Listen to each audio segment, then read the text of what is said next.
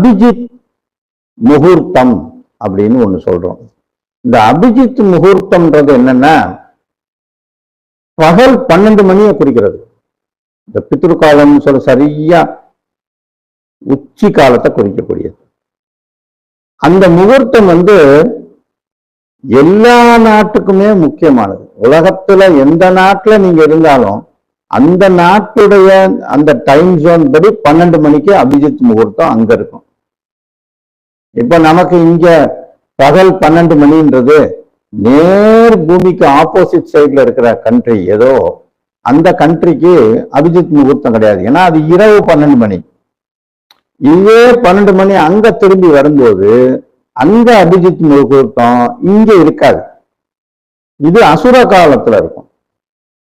அந்த சுப தேவதையத்தான் அபிஜித்துன்னு சொல்றது.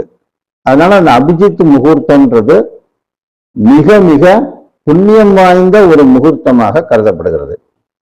அவகுண தோஷங்கள், இந்த மாதிரி கெட்ட குணமான ஒரு தோஷங்கள், எப்படிப்பட்ட ஒரு குணத்தினால அந்த தோஷங்களை அந்த மனுஷன் அடைஞ்சிருந்தாலும், அவனுக்கு எவ்வளவு ஒரு பெரிய அவகுண தோஷங்கள் இருந்தாலும், தீராத தோஷங்கள் இருந்தாலும், நவக்கிரக தோஷங்கள் இருந்தாலும், அவற்றையெல்லாம் போக்கி வெற்றியை தரக்கூடியதுதான் இந்த அபிஜித் முகூர்த்தமா.